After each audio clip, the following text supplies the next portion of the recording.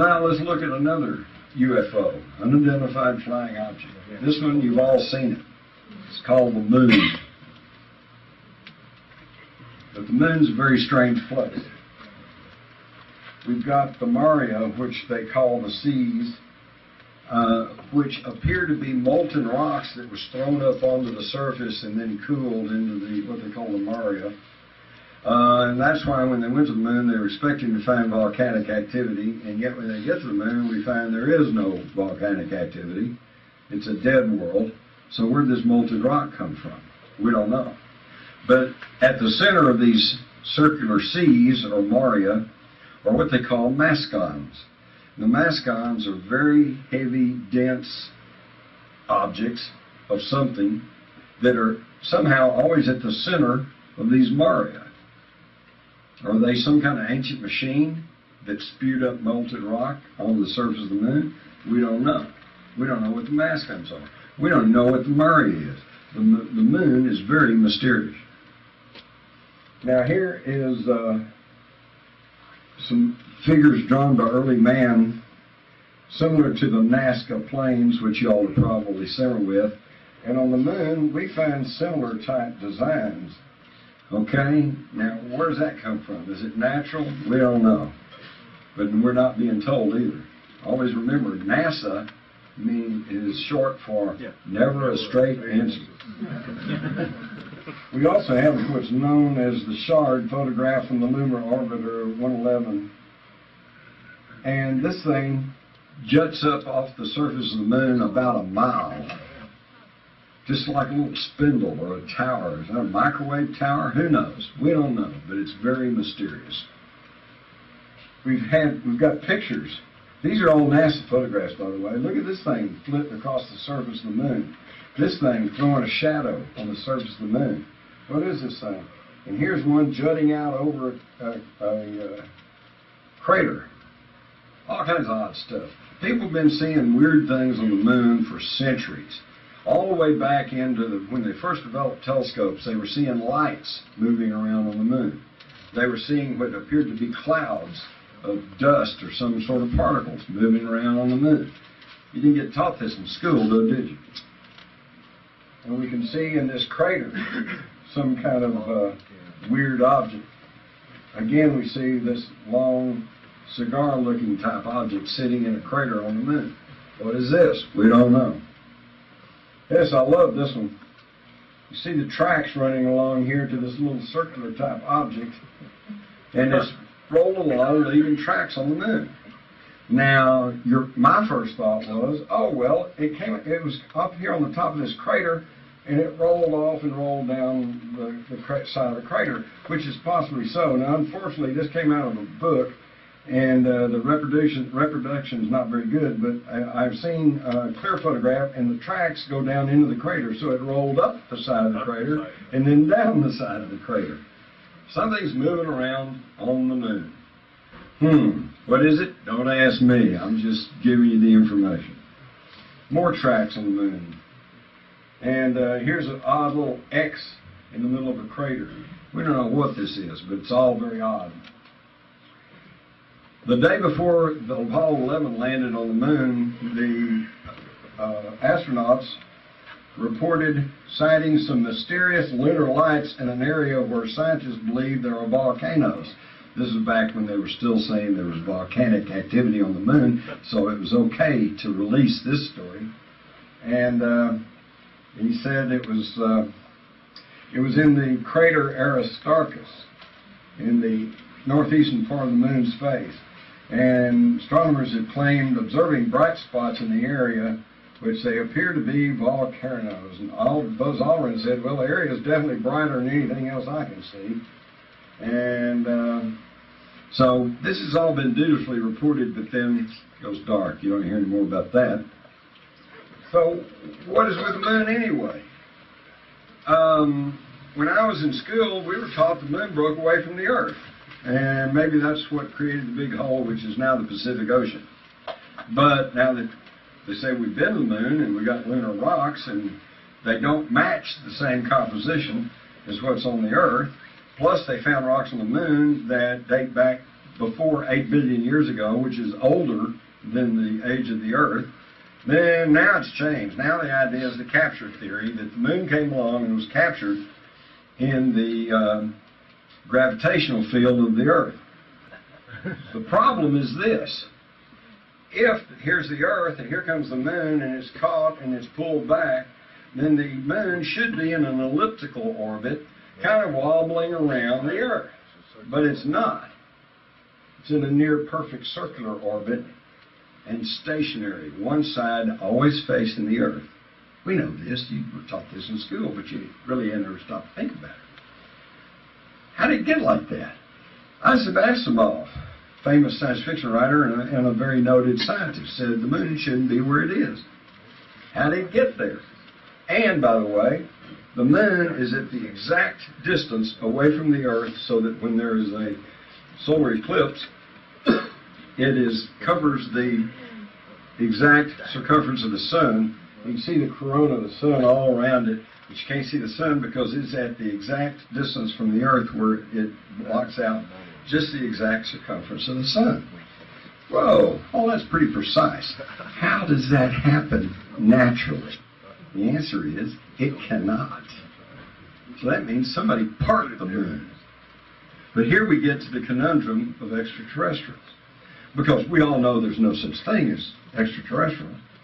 But we also know that the moon is in a very unusual orbit, and somebody must have parked it there. It's been there since our recorded history, so we know we didn't do it. And so, since we know there's no such thing as extraterrestrials, how do we deal with this subject? We don't. We just don't talk about it. Okay? Go ask some of your astronomer friends, how did the moon get there? And let them start shuffling and jiving and trying to come up with an explanation, because we don't know.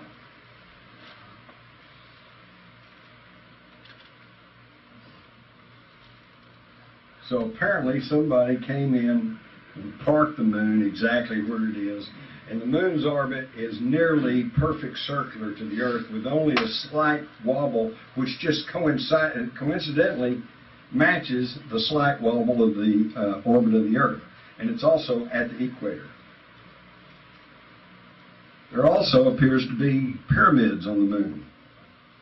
You can see what appears to be pyramids in this crater up here, and in other areas too.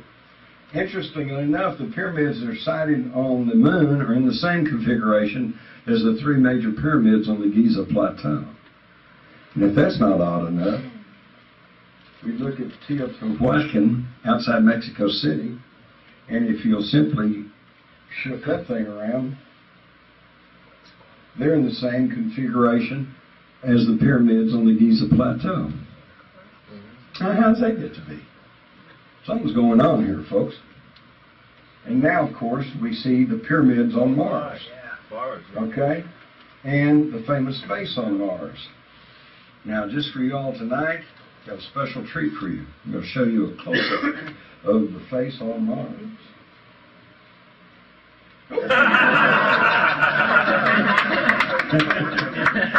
All right. Enough levity. Actually, here's the face on Mars. And then, of course, when NASA, it finally was, it got to be a big deal, they finally showed us this picture. Oh, yeah, well, we can really see that one. And by the way, there's been much more further work done on this. This is kind of an old slideshow. And now they've actually done computer work on it, and there's something on the face of Mars. And again, we didn't put it there, but we know there's no extraterrestrials, so let's just don't talk about that. By the way, here's another face on Mars. I think everybody can kind of see this one. And I don't know, this is in my file. It is possible that those are just natural formations, that you make a face out of it, kind of like you do making the face of Jesus out of a cloud or something, But it's still pretty amazing. And of course, we got the rover Sojourner that went up there and crawled around for a few feet. And they said, see, no life on Mars. Well, excuse me, think about this. What if we lived on Mars and we sent a little rover and it landed in Antarctica and it roamed around for about 20 or 30 feet? Hey, no life on the earth. By the way, it's all changing. It's all changing. We now know there's water on the moon. We now know there's winds on the moon. We know there's water on Mars. They just were finally announcing that last week. Okay, so everything you think you know about Moon and Mars, you don't know, because they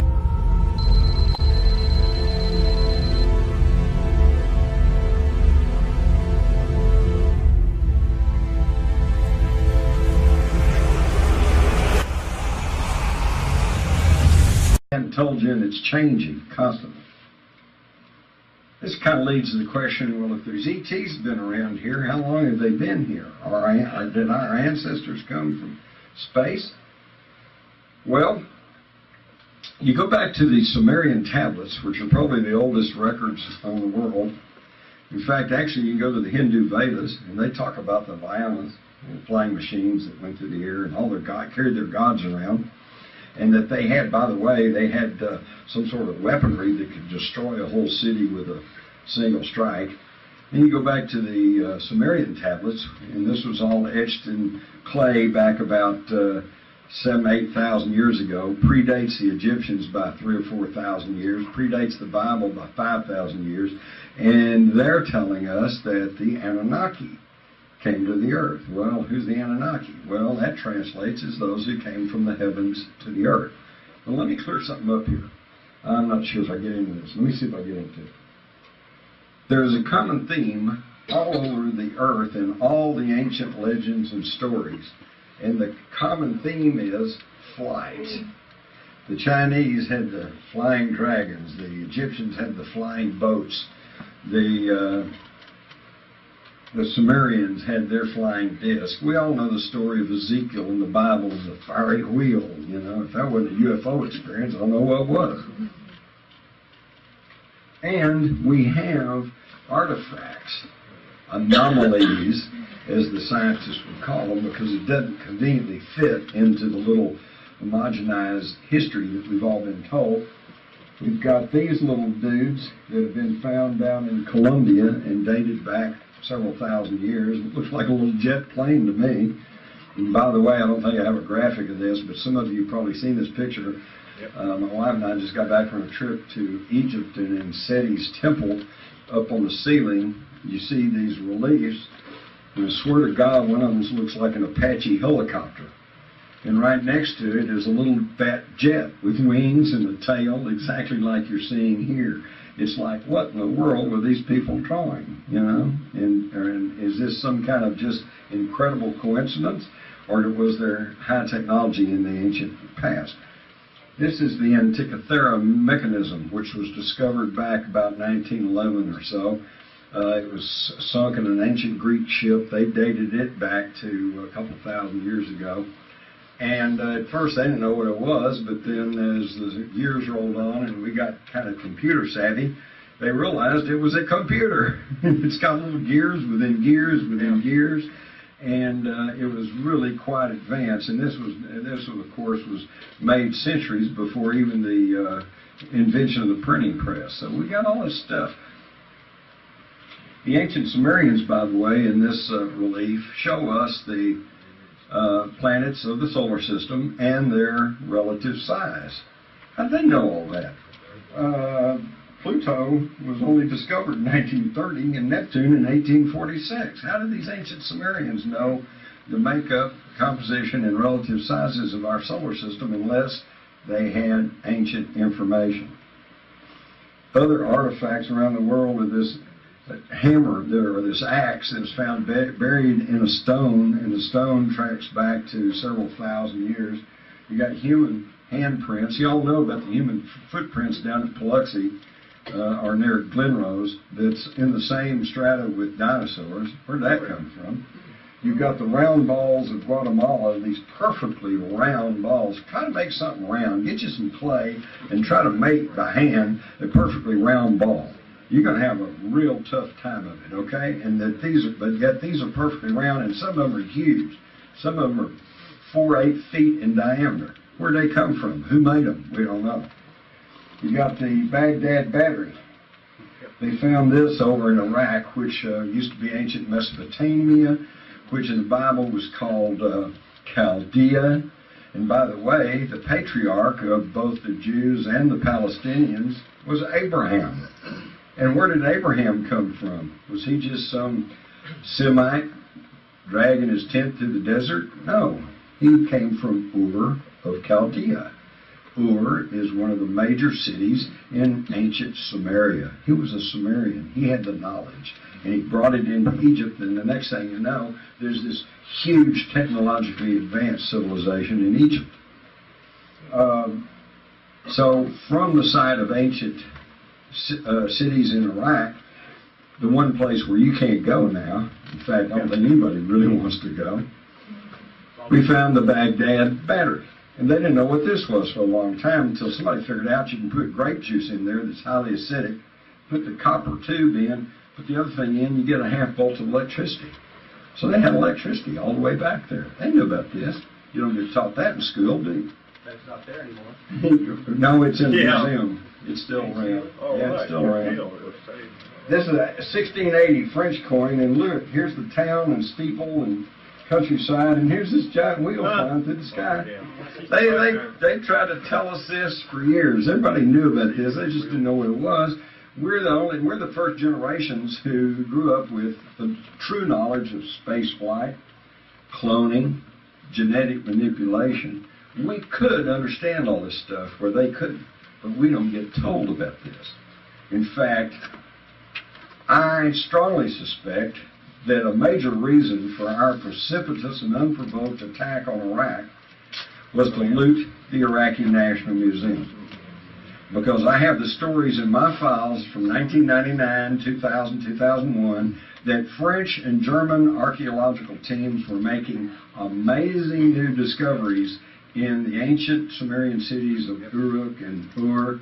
And of course, where would that all be taken? To the Iraqi National Museum. And would they immediately put it on display? No. It'd be taken and stored in the basement until they could catalog it and study it, clean it all up, and prepare it for exhibition. We do know that Saddam Hussein believed himself the reincarnated Nebuchadnezzar, and that he was rebuilding Babylon. So he obviously had a great interest in all this. I find it also interesting that the two nations who most opposed our invasion of Iraq were France and Germany, who had the archaeological teams in there. And when we launched our invasion, contrary to standard military tactics, which is to go and seize your objective, hold your objective, consolidate the countryside and your winnings, and then move on to the next objective, we simply made a beeline for Baghdad. And this is why we failed to pacify the countryside, and we're still having problems. And what happened in Baghdad? The looting of the Iraqi National Museum, even though the Pentagon, at the request of world museum directors, had pledged that we would safeguard the Iraqi National Museum because it was, after all, in the very center of the creation of the human race. Between the Tigris-Euphrates River, this is where people estimate the Garden of Eden was. This is where it all started. Western civilization started between the Tigris and Euphrates rivers.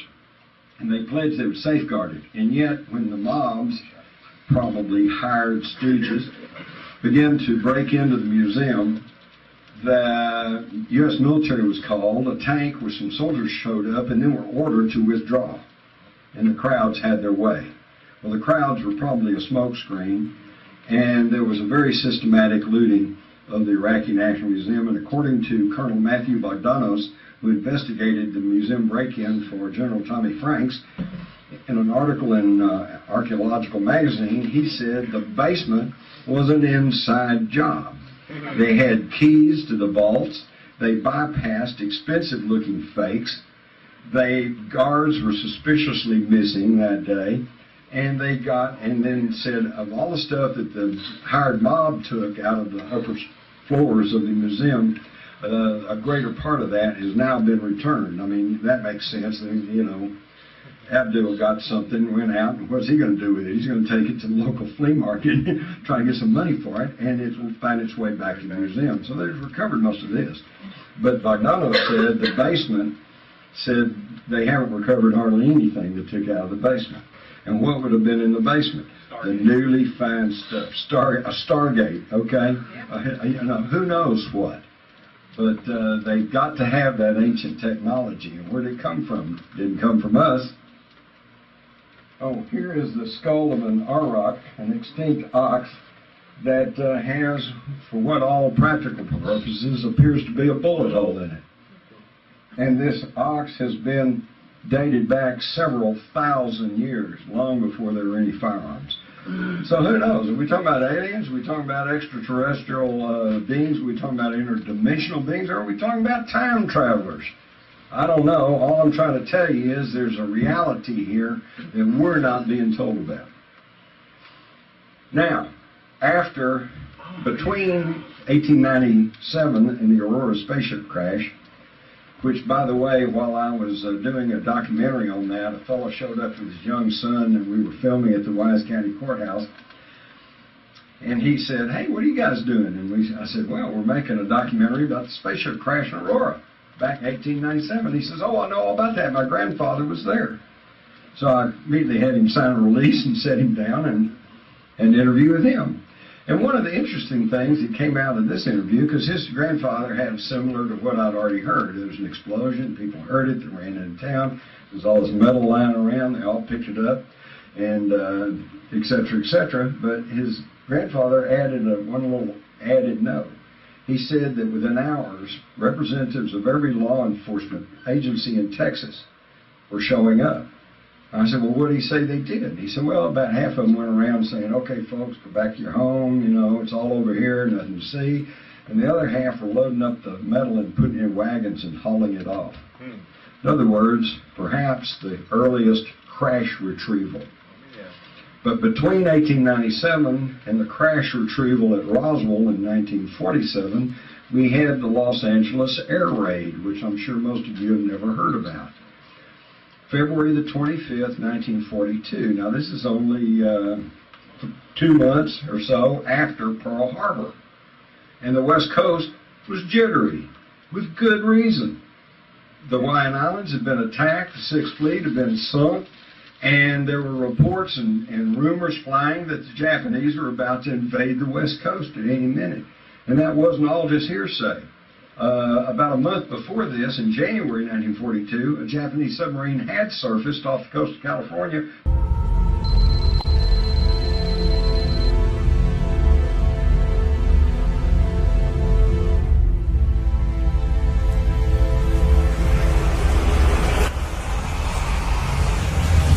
And shelled an oil refinery. So their war jitters were not entirely unjustified. On the night of February the 25th, they used one of our new secret weapons, radar. And they had just installed it there in Los Angeles. And the new radar picked up a flight of objects coming at very high speed eastward across the Pacific on a trajectory towards Los Angeles. So at about 11 o'clock at night, the air raid sirens went off.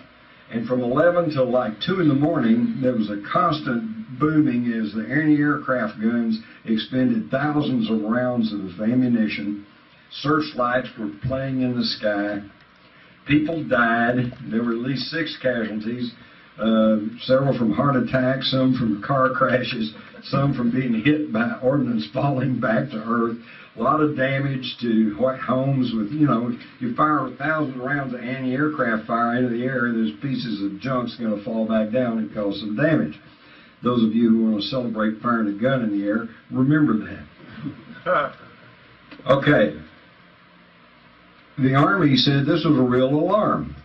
But the next day, higher authorities, Harold Stimson, the Secretary of War, said, no, nothing happened, it's just war jitters. So it quickly dropped from the media, and dropped from everybody's memory because World War II was on. Jimmy Doolittle's raid took place shortly after this. Then, we lost the Philippines, and then, et cetera, et cetera. History moved on, and everybody forgot about the Los Angeles air raid. But we still have the photographs that were made there, including this one. And some enterprising person with a computer got the photograph and simply reversed it. And, oops, now we see that they weren't just war jitters, there really was something.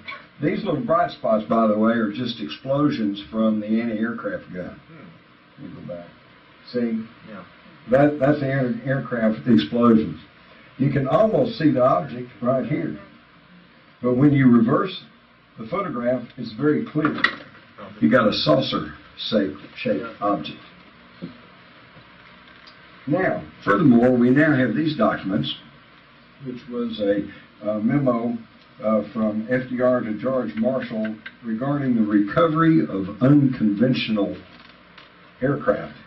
As indicated in my recent memorandum to you regarding the war, the air raid over Los Angeles, it has been learned from Army GQ that Rear Admiral Anderson with Naval Intelligence has informed the War Department of a naval recovery of an unidentified plane off the coast of California, unlike having any bearing on conventional explanation.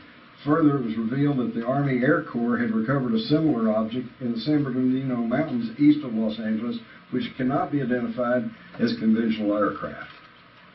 So in 1942, they're recovering unconventional aircraft that they know does not belong to us, and I'm sure it didn't take them long to figure out it didn't belong to the Japanese either.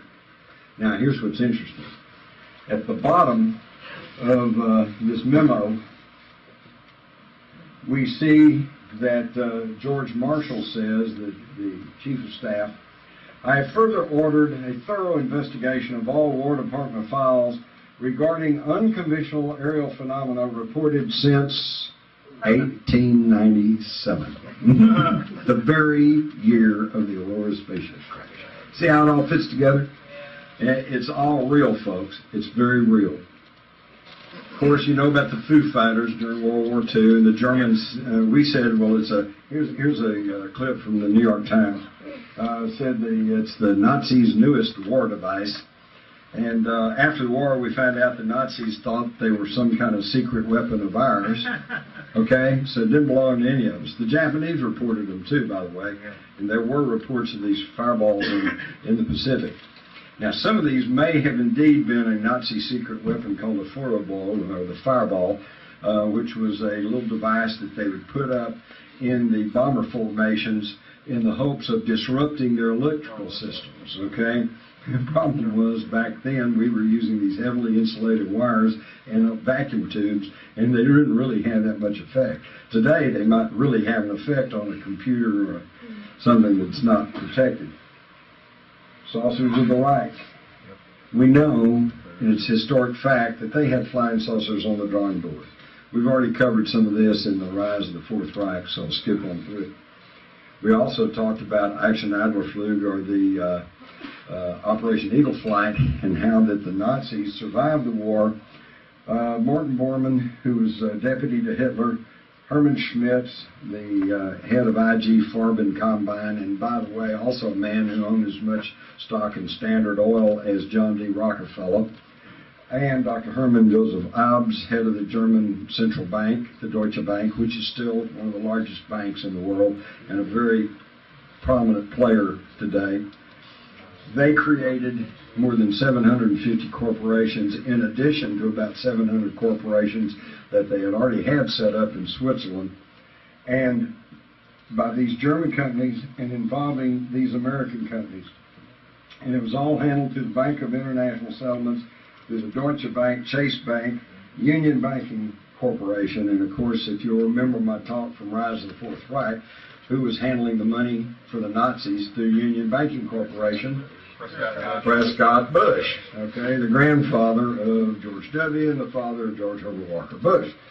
The attorneys for the Nazi Schroeder Bank that was handling it for Baron von Schroeder, who was Allen Dulles and John Foster Dulles. Now, this is how the Nazis got a foothold in the United States after the war, because after the war, John J. McCloy, who had been head of National City Bank, which is now Citicorp, was one of the largest lenders of money to the Nazis. In fact, he sat in the same box with Hitler in the 1936 Olympics. And all of this just kept going. Business is just business. Wasn't Wasn't he at that meeting the night before JFK was assassinated up in Dallas, John J. McCloy? That's possible. He had been in Texas along with Alan Dulles. I've seen a photograph of Alan Dulles with Lyndon Johnson taken within days of the Kennedy assassination. So they were all together. But this is another whole topic, okay? This goes back to the rise of the Fourth Reich. So let's keep moving along here. That brings us to what crashed at Roswell. That's the most famous of the crash recovery stories, but of course everybody, oh gosh, it was this, it was that, no, maybe it was this, who knows? Well, let's just look at it objectively. First off, the government has changed its story 4 times. Right off the bat, the base commander, Colonel Butch Blanchard, authorized the release of a news release that said, "We have captured a flying saucer." Okay? Higher authorities, General Ramey over the 6th Air Force, I guess it was, out of Carswell, said, no, they got it all wrong. It was not a flying saucer, it was just a weather balloon. They just mistook a weather balloon for this flying saucer. Now let me point out a few things here. Number one, the 509th Bomb Group at Roswell Army Airfield in New Mexico was the only unit in the U.S. military at that time equipped with nuclear weapons. They were the group that dropped the atomic bombs on Hiroshima and Nagasaki. These were the first-string guys. These were the best military people we had. And Major Marcel, who was their intelligence officer, had been on Tinian and had been involved in the bombings of Hiroshima and Nagasaki.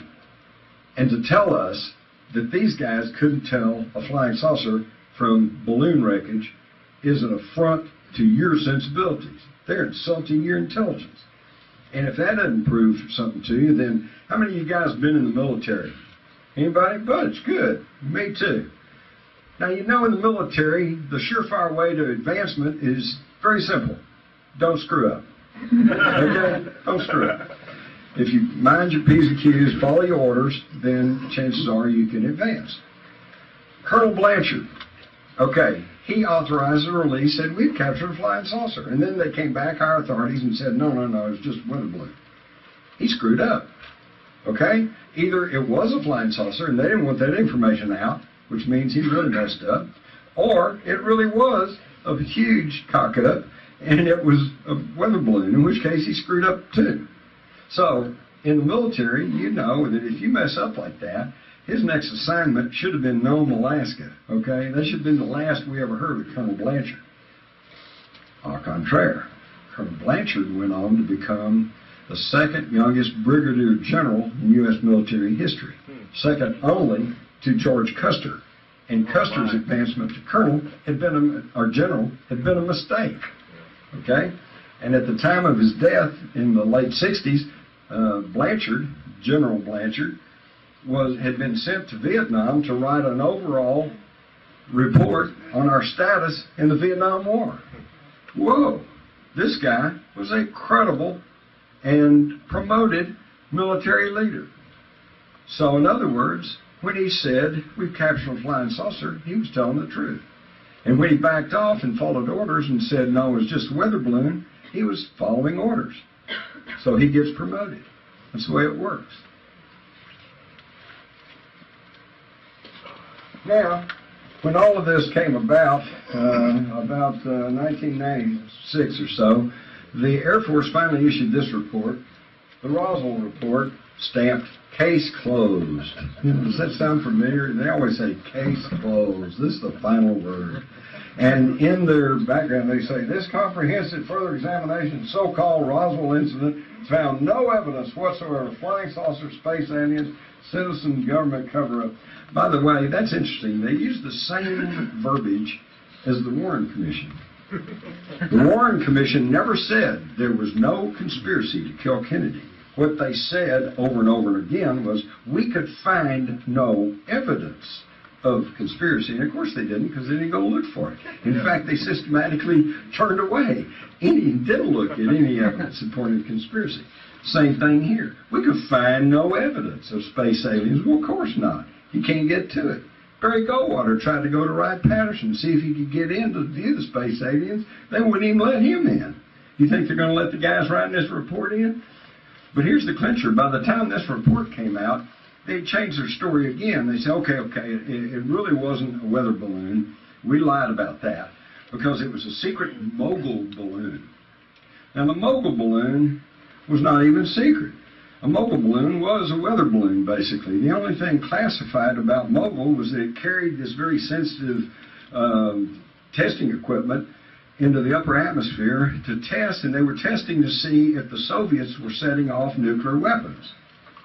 Now, don't ask me why they thought they had to send up balloons from New Mexico to see what the Soviets in Russia were setting off, when they could have sent those balloons off from Turkey or Japan or any number of places, and much closer to the Soviet Union, because I don't know, and they never explained.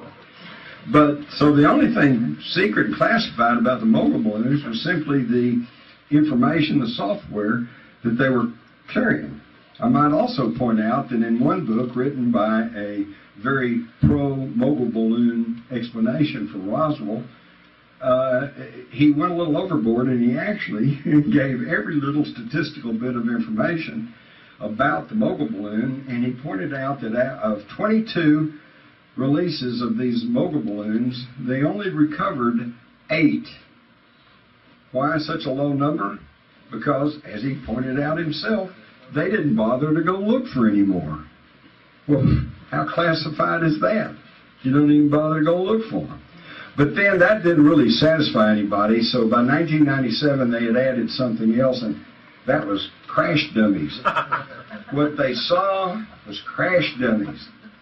Now, here's a picture, and by the way, this is Raymond Matson right here, with his arm around one of the crash dummies. He was part of the crash dummy program, and I talked to Mr. Matson, and he laughed at the whole idea that what they had seen in 1947 was crash dummies, because as you can obviously see, they look like humans, they weigh the same as humans. It only makes sense if you're testing parachutes or ejection seats or whatever. You don't want a little 4-foot alien-looking guy. You want some guy that weighs and looks like a human. Plus, he said that you wouldn't have any trouble identifying them. He said because one of the problems they had was that when they parachute these crash dummies out, the wind currents would catch them and scatter them all over the countryside. So they said on front and back they had a big stencil that says, "Property of U.S. Air Force, $25 reward if you'll bring you back in," you know. None of that was found on whatever it was they found at Roswell. But here's the clincher. Obviously, you can see there's a whole lot of difference between a 4-foot big-headed alien and a 6-foot, 200-pound crash dummy.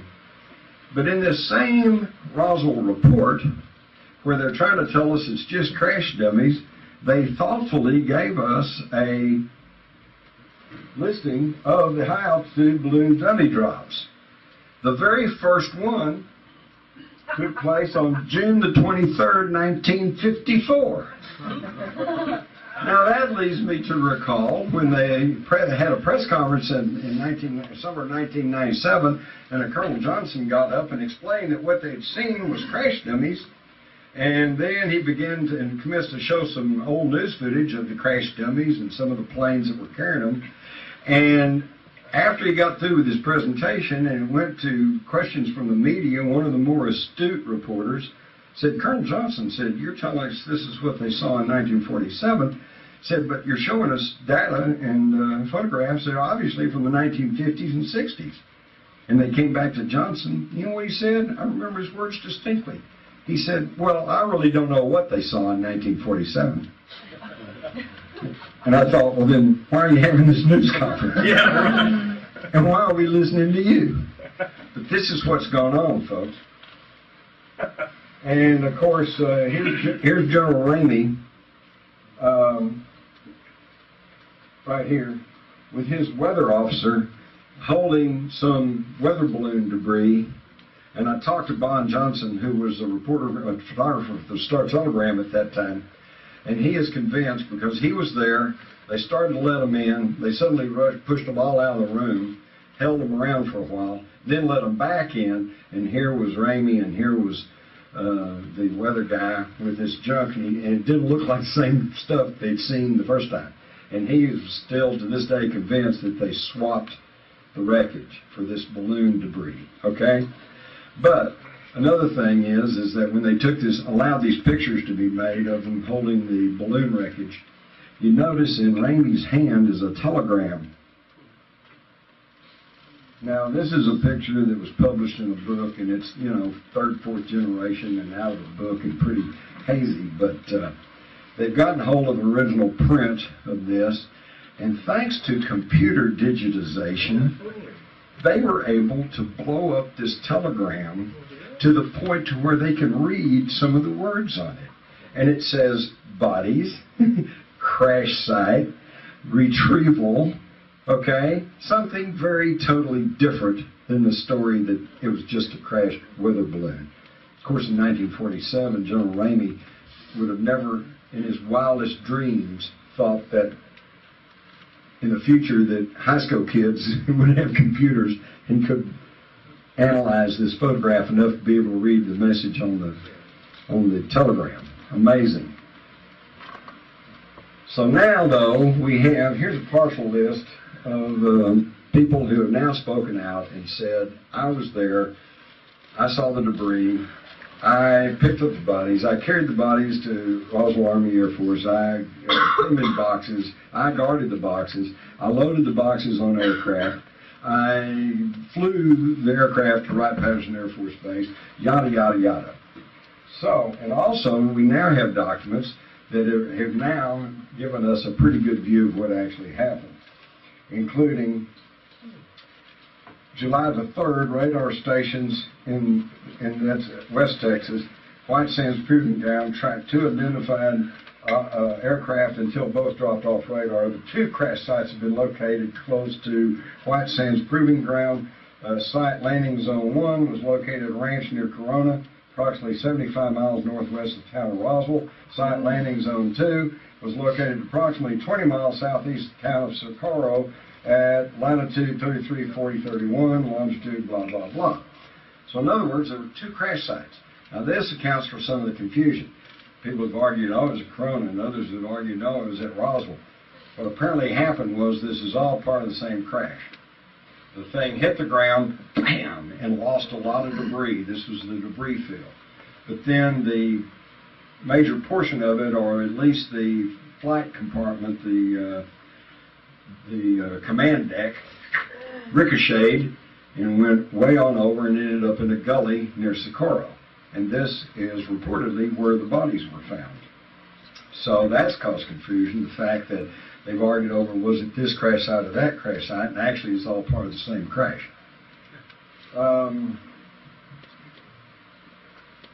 Interestingly enough, and this document is dated 1947, on arrival at Landing Zone 2, that would be the command module, personnel assessed the finds as not belonging in aircraft, rocket, weapons, or balloon tests that are normally conducted from surrounding bases. First reports indicated the first crash investigators from Roswell that Landing Zone 1 was the remains of an Army Air Force top secret mogul balloon. So originally they thought it was a mogul balloon.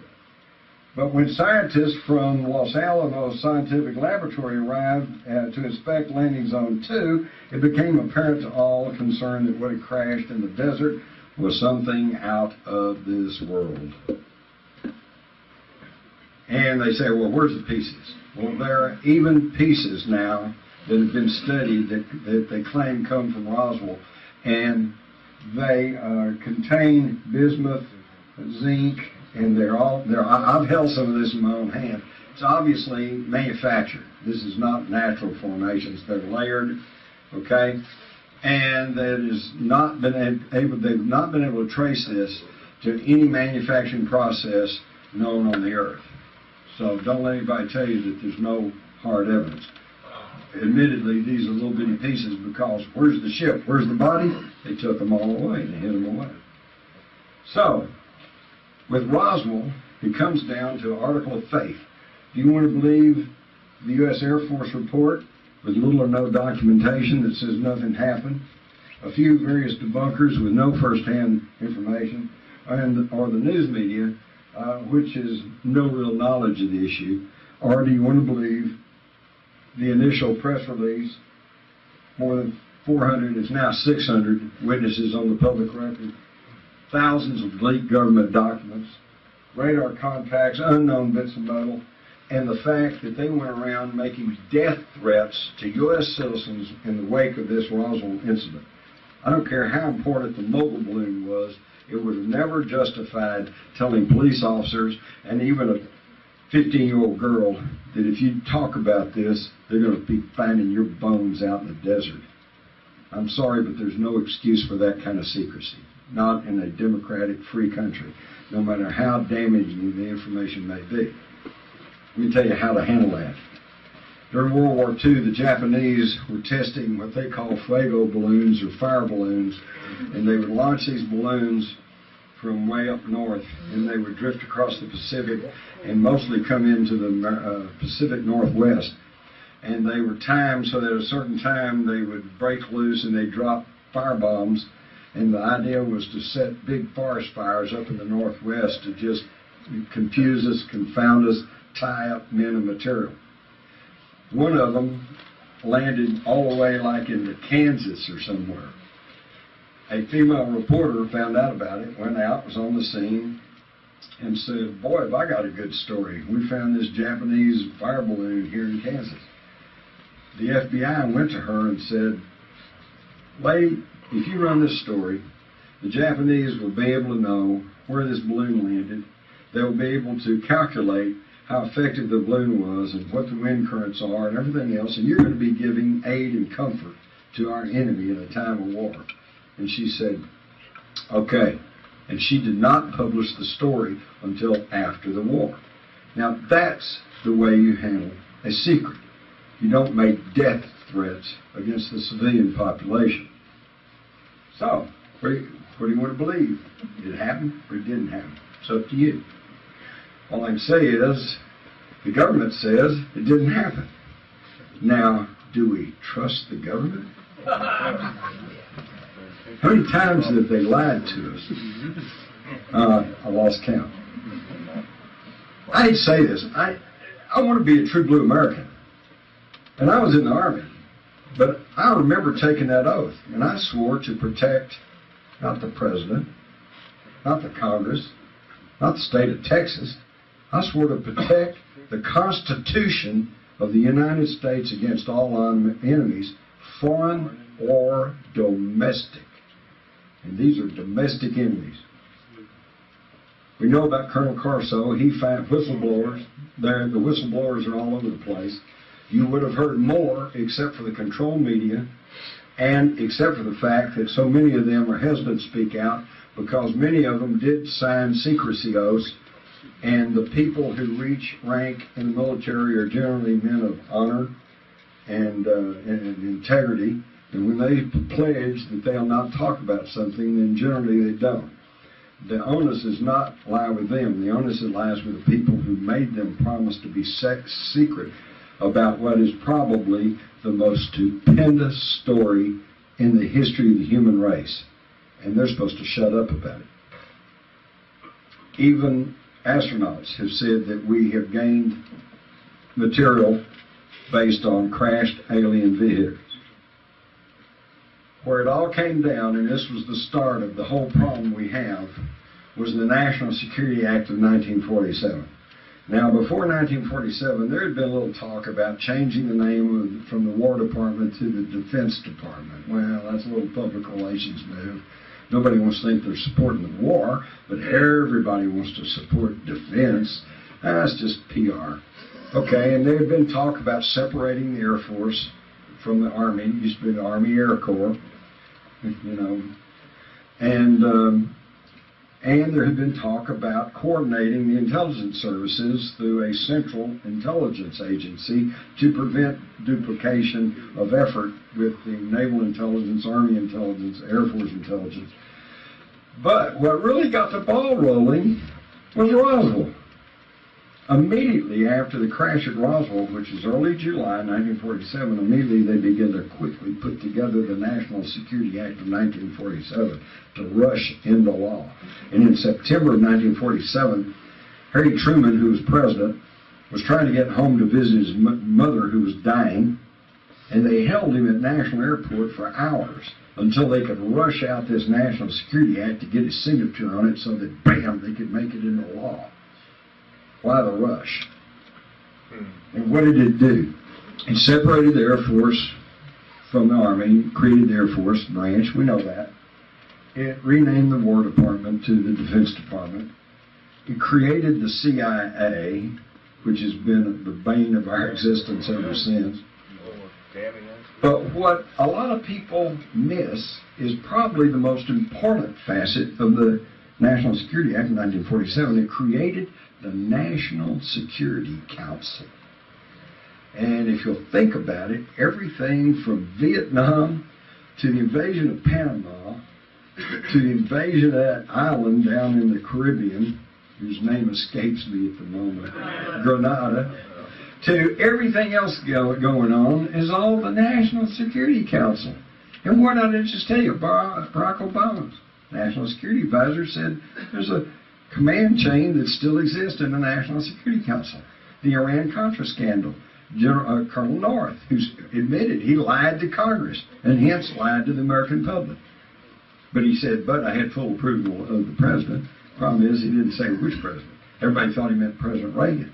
But it turns out that all the documents signed on the Iran-Contra scandal were all signed by Vice President Bush. So Bush has been giving us trouble all along. But it's all done under the National Security Council, because anything that smacks of national security obviously would come under the purview of the National Security Council. This, my friends, is when they bypassed the Constitution, the Congress, the news media, and the American public. This is when the shadow government came into being. This is exactly what happened. And of course, one of the items they had to keep secret was UFOs. And this is still being held within the Technology Committee, or whatever they want to call it, of the National Security Council. And who's in charge of that? I've already told you. Henry Kissinger, for God's sakes. Okay? And this is where the secret has been held all this time. A secret that you, all your neighbors, everyone on earth should know about. What's the secret? We are not alone. Okay? For better, for worse. Who knows? We could argue all night over whether are they good or they bad or whatever. We'll get some of that. They immediately created Majestic 12. Here are the original members. Okay? One of them, James Forrestal, our very first Secretary of Defense, apparently didn't go along with this program, because they said, well, he's got a mental problem. They put him in Bethesda Naval Hospital, and he either fell or was pushed out of a 17th-story window. But we now find out, and all these documents have leaked out, including this manual, Extraterrestrial Entities and Technology Recovery and Disposal, Standard Operating Manual 101. All right? Press blackout. Never let the press know what's going on. This all stems back to early 50s. 1952, when flying saucers came over Washington. And at that time, everybody in the city could see them. The news media rushed out to National Airport and were going to take pictures of the radar screens that were picking them up, and they got chased out. National security. And then later, we were told it was just temperature inversion. Swamp gas. Swamp gas. Now, one of the reasons for this secrecy was because they commissioned the Brookings Institution to do a study to try to figure out what happens if a less advanced culture comes into contact with a more technological advanced culture. So the Brookings Institution went back. All they had to work with was history. So they went back and said, well, they said Earth's civilization may topple if faced by a race of superior beings. Okay? In other words, man, stock market could crash. We might, and here's the clincher.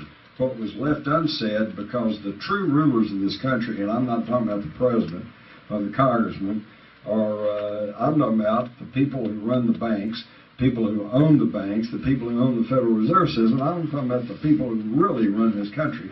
They owe their wealth and their power to their monopolies over energy, medicine, telecommunications, transportation. Okay? drugs. They don't really, drugs, of course. Narcotics. They don't really care if you know that there's extraterrestrials out there. Obviously, I mean, Star Trek, Star Wars, the X-Files. By the way, a new movie out right now, Race to Witch Mountain, go see it. Pretty good. It's really interesting. The DODs, the bad guys, the aliens are the good guys. And it shows, it kind of makes fun of the UFO crowd, and yet, if you think about it at the end of the program, it's, well, those guys were right. So, we're in a reverse conditioning process now. But anyway, yeah, they don't care if you know about aliens. But if you know beyond any shadow of a doubt that extraterrestrials exist, then you know beyond any shadow of a doubt that there is alternative technology.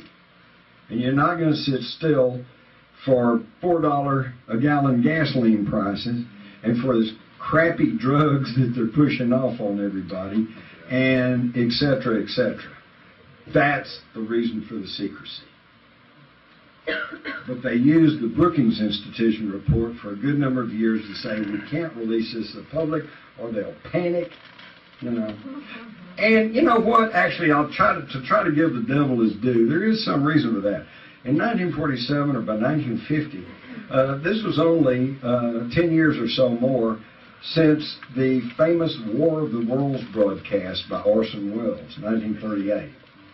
And number one, I don't think it's really proper to judge that against a calm and reasoned release of information. In other words, Orson Welles, some of you are probably very familiar with it, some of you are not.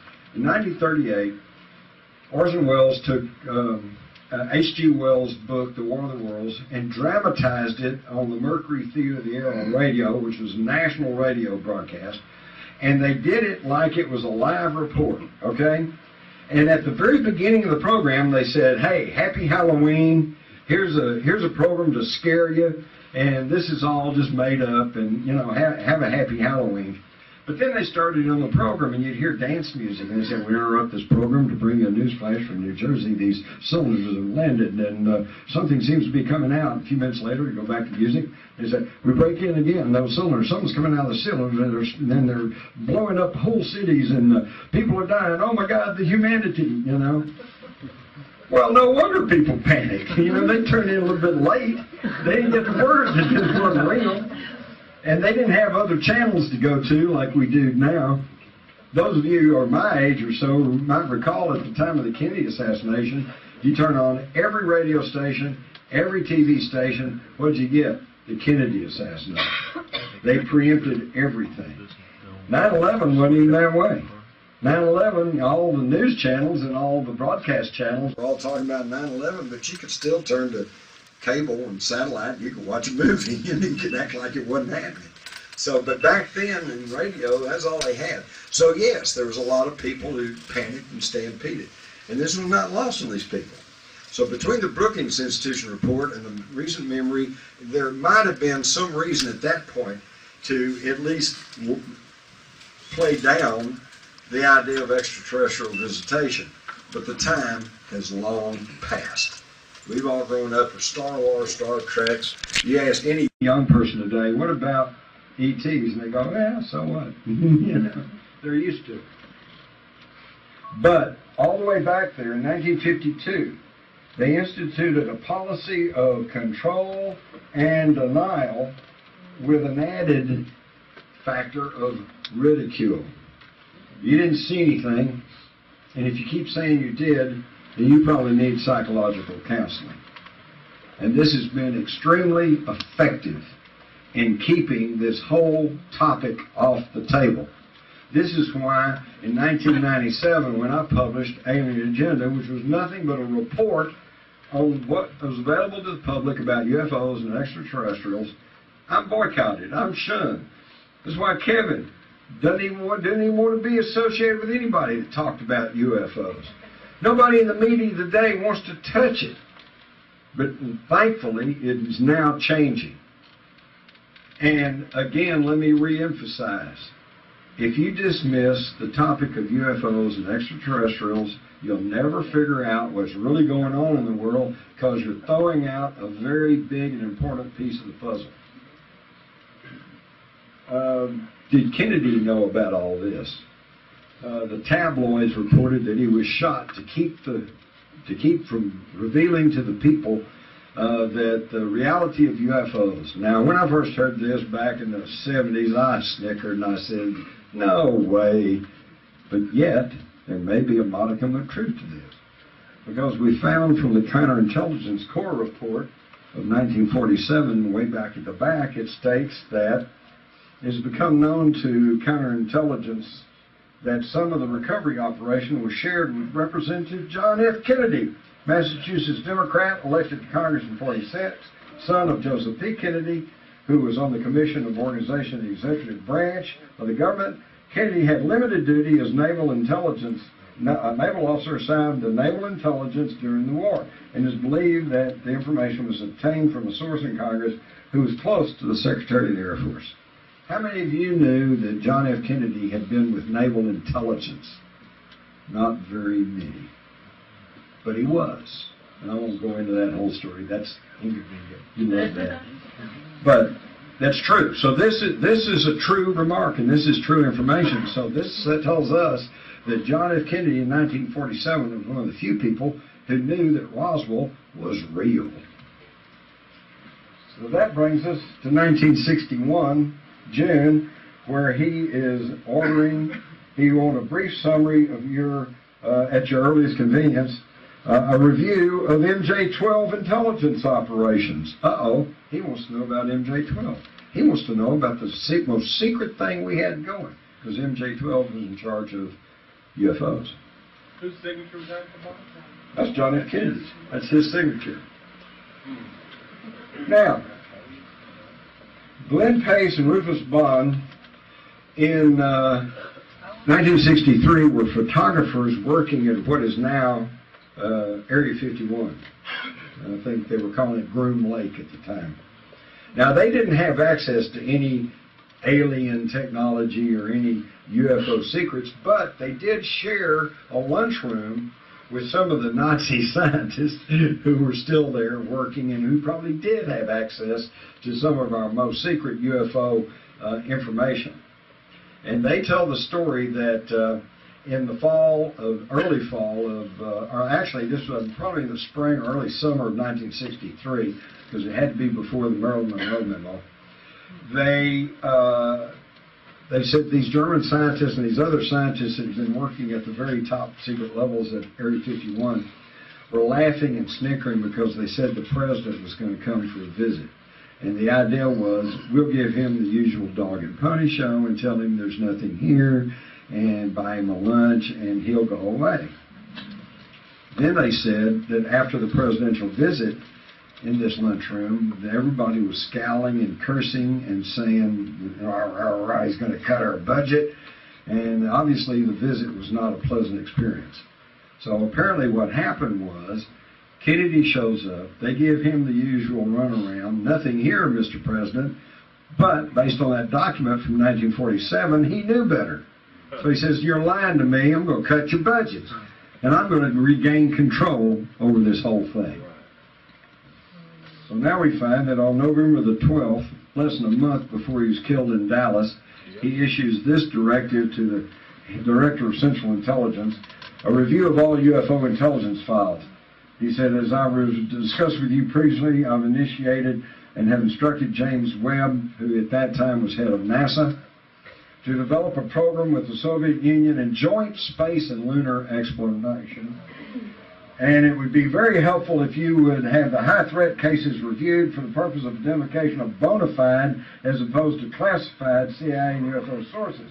It's important that we make a clear distinction between the knowns and the unknowns in the event the Soviets try to mistake our extended cooperation as a cover for intelligence gathering of their defense and space programs. Now, number one, 1963, and Kennedy was going to have joint space exploration, and he demands all the UFO files out of the CIA. He would have made it public. He was shaking it all up.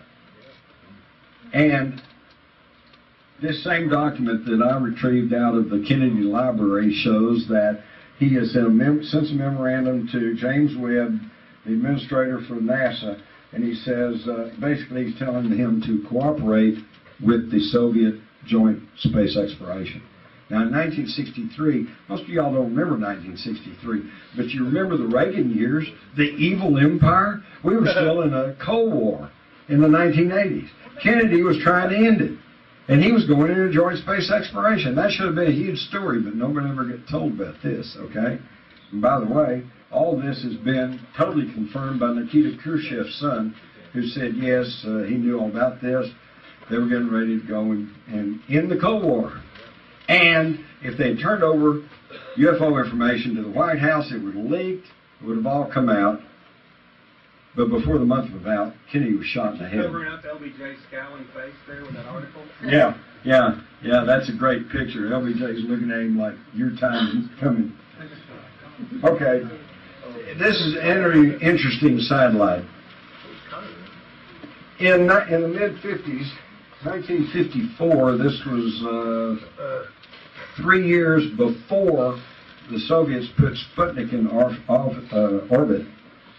It was announced in the New York Times and various other publications. I couldn't believe this when I was researching for my book, Alien Agenda, so I went and looked it all up. It was in Time, Newsweek. They said they had just discovered 2 giant satellites orbiting the Earth at the equator. One of them was 600 miles out, one of them was 800 miles out, and they were traveling about 18,000 miles an hour. And they got the famous astronomer, Clyde Tombaugh, to set up a satellite watch system. They wanted, and they was while they were publicizing this, they wanted everybody in the world to set up their telescopes and help them spot these 2 satellites that were revolving around the Earth.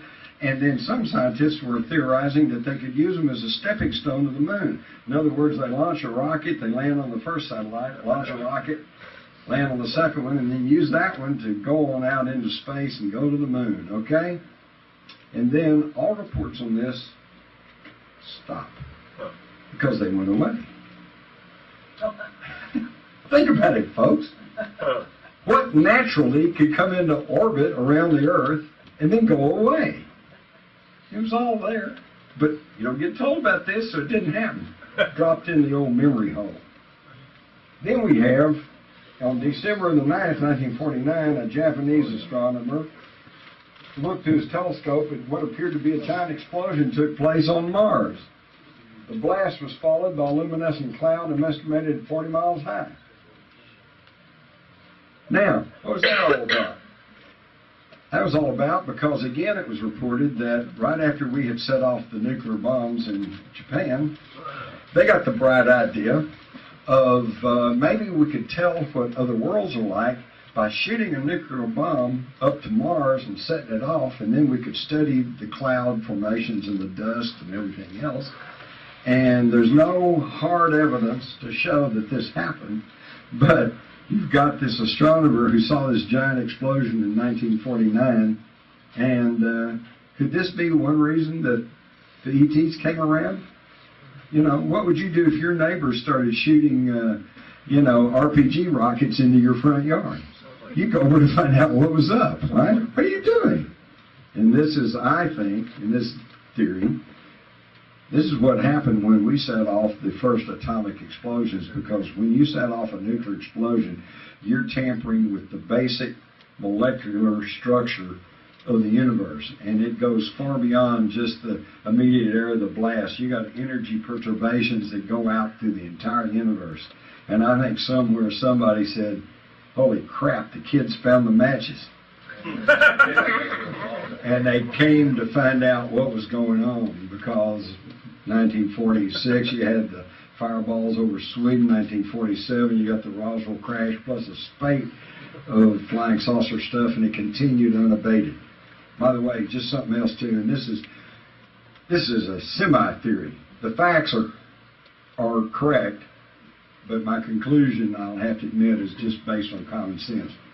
About 1952, the Air Force issued directives to shoot down any UFO. If you see them, shoot them. And over the next year, there was a huge spate of airline crashes. They were just dropping out of the sky. You can go back and check the record.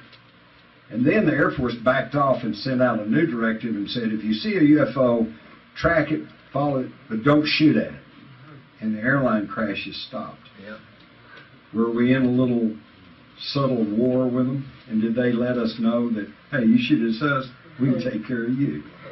Interesting. Very. Abductions. Cattle mutilations. With cattle mutilations, the human abduction thing we'll save for later. There are literally thousands of people who claim that they've been abducted by aliens, and they all can't be nuts. Dr. John Mack we'll just look at him, unfortunately got killed, run over by a driver in England. And by the way, for you conspiracy-minded people, I looked into that quite carefully, and I think it was truly an accident. Because the guy that hit Max stopped, tried to give him aid, and let me tell you something, I almost got run over in England too. Because they drive on the wrong side of the road. And you go up there and you look and you don't see anybody, so you start to walk across and they're coming this way at you, okay?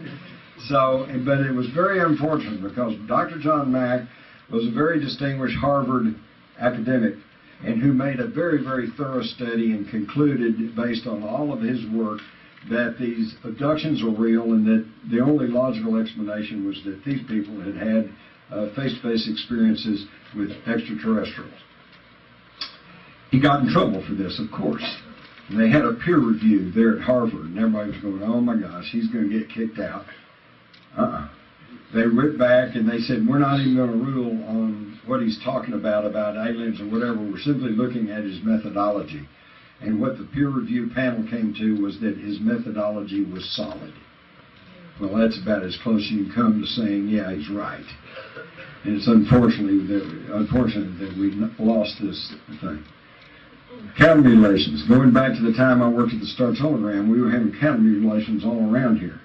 And folks, they're still happening today. Still going on, but you don't read about it because the paper doesn't report on it. Typical deal. Well, yeah, it happened, but hey, that's old news. Well, who's behind it? We don't know. Well, then we don't want to run the story. And here just shows the years they've happened all over the United States and actually all over the world. They cover many countries, many years, surgical precision, only at night. And I talked to Gabe Valdez, and he says it's hard to believe that predators can pull a steer's heart out through a small hole in its neck. And I've seen that. I went to the one and only cattle mutilation conference in New Mexico back about 1979. And this place was packed with ranchers, farmers, law enforcement people from all around the country. And they were dead serious. They wanted to know what was going on. And a guy named Rommel, an FBI official, gets up before anything can be said and says, gentlemen, I'd like to tell you that we asked you not to say anything that might be used in a future court case. Well, of course, they catch somebody. They got everything they know. And so they all admitted, they said, we've been muzzled. And that was the end of that. So they keep the lid on, and they don't tell you about all this. It's still going on. It's not getting reported on. I myself held in my hand some color slides and that made by Arkansas State Patrolmen who'd gone out to a cattle mutilation. This is simulated, just so you can see what I'm talking about. They had gone out to a typical cattle mutilation and had treated it like a crime scene.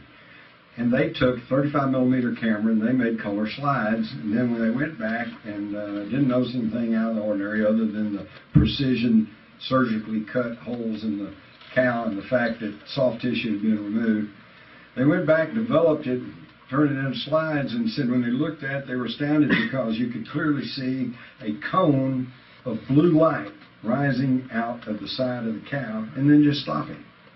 Well, how do you stop light? That's pretty odd in itself. And folks, I've seen this. I held those slides in my house in my hands and looked at them. And they said, what's this? So they figured, well, something's wrong with the camera, or we had bad film. So they took the camera apart, worked on it, got it where they knew it was okay, then got new film, went out there, they couldn't see anything at the scene, take pictures, they go back, there's the blue cone of light. Amazing. Something's going on beyond our ken. What's going on with cattle mutilations? Now, okay, this is, again, kind of falls under theory, but it's informed theory. At the A&M, it was reported that humans share many of their innermost genetic secrets represented by perfect match chromosomes with another mammal, cows. We have 23 chromosomes in our DNA makeup. They have 23. And, as they say, you are what you eat. And we eat a lot of beef, right? Now, think about it. If somebody wanted to come and cut open some earth creatures to find out how bad pollution was getting, would it be better to leave a few mutilated cows around than a whole thousands of mutilated humans?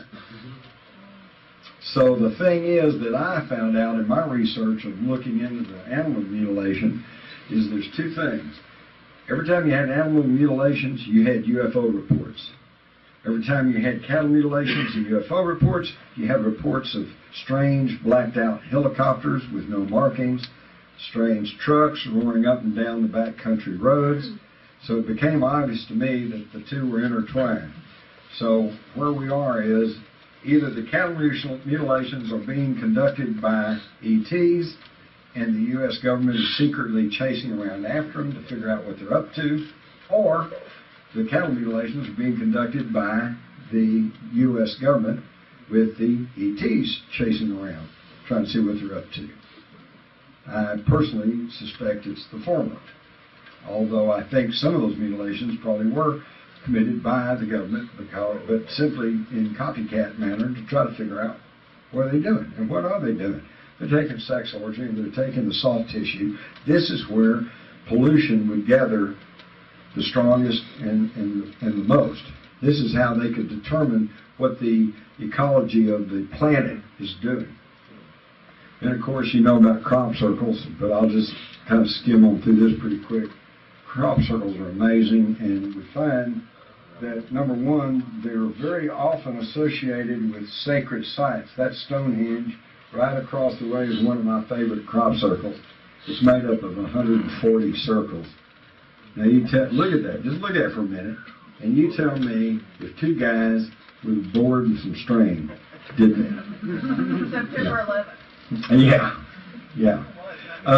They finally said it was Doug and Dave, these two pub crawlers over in England. Once the story about the crop circles just grew and grew, and even the establishment media was beginning to talk about it, okay, then all of a sudden Doug and Dave came forward and said, oh, it was us. We go down to the pub, we get a little loaded, we go out with a string, we'd tromp it all around, you know, and the media bought it. Okay, just like they bought Phoenix. Oh, it was military flares. Yeah, it was military flares. They dropped them at 10:30 at night, but that doesn't explain what flew over Phoenix at 8:30. Okay? So then they let the whole thing drop. They didn't have sense enough, the media did, to go back and simply check the record. The very year that Doug and Dave was public and said, yeah, we hoaxed 200 crop circles. If they'd simply gone and done their homework, they would have found there were 2,000 crop circles. And that they covered not only England, but America, Canada, Australia. Okay? So what? Doug and Dave were flying all over the place? Of course, you don't hear about Doug and Dave anymore because I forget one of them, Doug maybe, he died. So Dave couldn't go out there and do it all by himself now. Are there hoax crop circles? Yes, there are. But they go back through history. Here's a woodcut from talking about the mowing devil. So it's nothing really that new. Here's another incredibly complex crop circle. I think I actually figured out what they're all about. They're intergalactic corporate logos. Yeah, it does. It looks like the trilateral logo, doesn't it?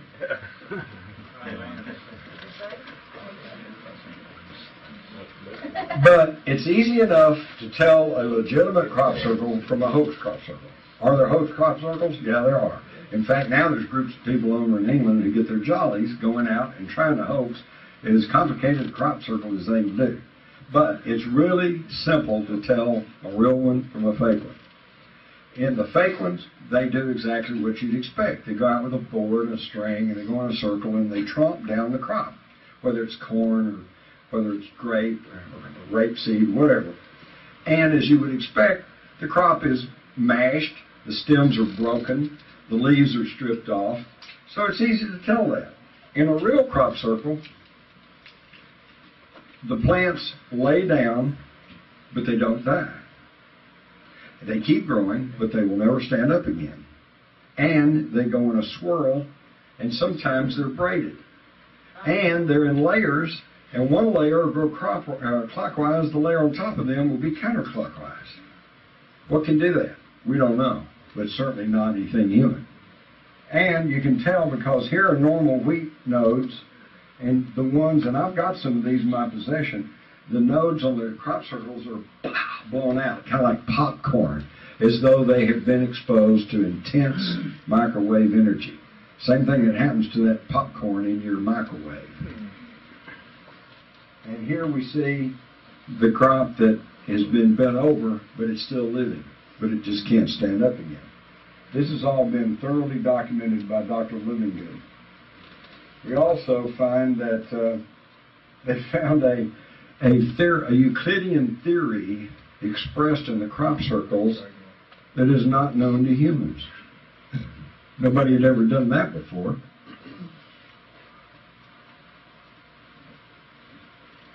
And they don't tell you about the best ones, such as this one at Chilbolton in 2001. Here's the Chilbolton radio telescope. In 1974, we sent this into space, which is a binary code that tells us that here's some binary numbers. That's telling the atomic elements. This tells us, gives us in binary code the makeup of human DNA. This gives a little body of a human, and this tells our solar system with the Earth offset. So it shows we come from the third planet from our sun. Okay, and in 2001, we get this sent back in the field across from the Chilbolton radio telescope. No, that's see the wheel tracks. Those are crop, but it's not real high. And they show us that they come from the third, fourth, fifth, and I guess sixth planets of their system. And look at their little figure. Big head, little bitty body, and the DNA is slightly different. So did we get an answer back? Well, if we did, we're not being told about it. And wow, here, did they show us who's sending it? This is a hoax one. Yeah. Okay?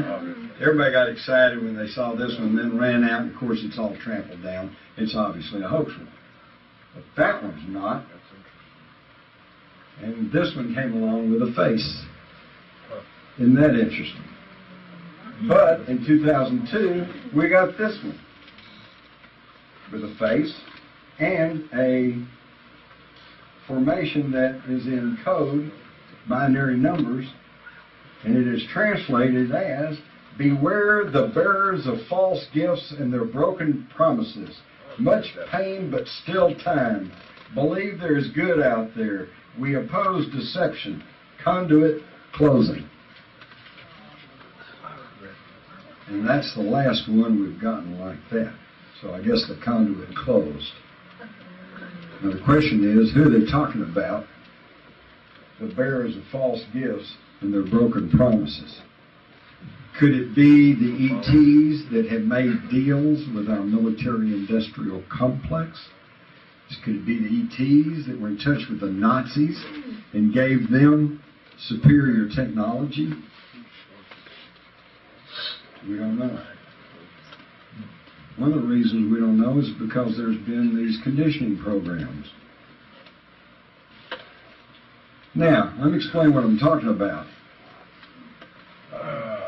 In 1998, as they were clearing the Amazon rainforest, they discovered the Carubos, a Stone Age tribe. In the past, we would have rushed in there, said, "Here, put some clothes on, and by the way, here's a Bible," you know, and and the tax man will be right along. But this time, we had progressed and we had become a little more sophisticated, and so we cordoned off the area and embargoed that whole area, not to keep them in, but to keep everybody else out. We quarantined them. And then we sent in a team of anthropologists who over time allowed themselves to be seen. They'd be up on a mountain and they'd wave to them, and then they'd get a little closer, be down to the middle of the mountain and they'd wave at them. And then finally they'd across the clearing from them and they'd wave at them. And they got them used, they conditioned them to the fact that they were there and that they were friends. And finally they made contact. And then, and only then, the only thing they did was give them some metal knives to improve their lot in life, but not enough that would totally disrupt and destroy their culture, because we wanted to study them to find out how Stone Age people lived. Folks, I submit to you, the same thing is happening to us. They are letting themselves be seen, they are letting themselves be known, and we are in a conditioning process so that and it's working, because in the 50s, national polls showed that virtually no one believed there was any life outside of the Earth. Okay? Today, the polls show quite the opposite. Today, 85% or higher said, yeah, there's probably life out there. So that's been a very effective conditioning process over about the past 50, 60 years. Now the danger's coming in. Because now the danger is, now that we're all becoming aware that, yeah, there could be life out there, and that's okay. Now the danger is that our military-industrial complex, who is capable of pulling off events like 9/11 using non-public technology so that everyone understands that it was an inside job and we're all arguing over exactly what caused it all. What caused all the destruction of that concrete? What could bring these modern buildings down into their own footprint? You know, what could destroy those 47 steel girders in the middle of those buildings? We argue fire, thermite, everything, space beam weapons, who knows? And all of it sounds ridiculous, and we're all fighting among ourselves, and nothing's getting decided, okay? And they can use this same technology to simulate a threat from space. And this is not my theory, okay? This goes back to the early 70s when Carol Rosen, who went on to become the first woman executive of Fairchild Industries, was working with Dr. Werner von Braun, that highly decorated Nazi who came over here and became the father of our space program. And he told her back in the early 70s that the enemy du jour of today is the communists. He said it's all a lie. He said when that doesn't work anymore, it's going to be terrorists, probably centered in the Middle East. He said, but that's a lie. He said, when that no longer works, and it's getting a little thin right now, isn't it? We're all kind of going, wait a minute, why are we losing all our liberties? Why are we losing our daughters and our sons over in Iraq and Afghanistan? I mean, where's Osama anyway, And so it's wearing thin now. He said the next one will be a threat from space. Exactly what Ronald Reagan spoke about in front of the United Nations. And see, that's what's kept modern presidents in line. Reagan might have been an okay guy, but they tell Reagan, listen, we've got to keep all this secret, because if it all comes out, it's going to be disruption, the stock market will crash, the economy will fail, and the space aliens will come in and take over. So in other words, that keeps them in line. And as von Braun said, it's all a lie. How do I know it's a lie? Because if the objective of space aliens was to come and blow up our cities and eat us or whatever, as in the movie Independence Day, they'd have done it long before now, okay? Well, they would have done it in 1947, when the only thing we had to fight them off with was machine guns and propeller-driven aircraft. Why wait until we have, space beam weapons and, space platforms, particle beam weapons, all kinds of things, lasers? Why wait until then? Nah, ain't gonna happen. But I submit to you that like the tribe in the Amazon, we're under quarantine. They let us go a little bit out. They let us get to the moon, but we hadn't gone back. And we hadn't gone anywhere else. If we had the technology to get to the moon in 1969, don't you think we could have gone to Mars by now? But we haven't. And believe me, it's not about the money. When they finally shut down the Apollo program and we didn't send anybody back out to the moon, we had 22 of those rockets, those Saturn rockets, ready to go. But we just stopped. And they tried to say, well, it's just too expensive. Well, that's like saying, well, we built this Rolls Royce, but we don't have any money for gas. Come on. Something's going on, and we're being lied to, as we always are. We are actually pretty insignificant. We are on a third-rate planet, on a fourth-rate sun, out on the outer boondocks of our galaxy. Okay? And for us to think that we are the apex of evolution is just about the most arrogant, chauvinistic thinking that I can even come up with. Okay? But things are changing. In December of 2012, our sun comes into direct alignment with the center of our galaxy. And already they are picking up radio signals coming out of the center of the galaxy on a regular basis. And even the normally conventional and far from radical National Geographic raised the question, could they be coming from intelligent sources? So things are happening out there, and if you want to keep up with what's happening, you've got to use your mind like a parachute, okay? It works better when it's open. So keep open to all of this. If you never entertain any thoughts about UFOs or about ETs and want to get straight facts, read my book, Alien Agenda. It's simply a journalistic account of everything we know from ancient astronauts, everything I've talked about, plus so much more, plus remote viewing. It's all in there. Viewing, And is it them or us when we see all this stuff flying in the skies? And now, those of you who've attended my other talks, we know that somebody's trying to rule us, right? Somebody's trying to rule and control the whole human population through secrecy and deceit. Now, we go back, we've already looked at the ancient records, we've already looked at the Sumerian tablets. They tell us that in prehistory, these ETs had colonized on the earth. And they even say, and there are people like Sitchin who try to say that they created us as a worker race. Let me clarify this. Even they themselves had the same ethical arguments that we're having today. It's not right to act like God and create something. And the counter-argument was, we're not creating anything, we're just improving the breed. Whoa, wait a minute, isn't that what we do with cows and horses, sheep, dogs, cats? We breed them to improve the breed. And that's what they did. So don't get off in this thing saying that people are claiming that aliens created us. Nobody's trying to say that aliens created humans out of nothing. What they're saying is that they took Neanderthal, they tweaked with his DNA, and they produced Cro-Magnon, modern man. And this is why, by the way, that they have never, and will never find the missing link. Because there is no missing link.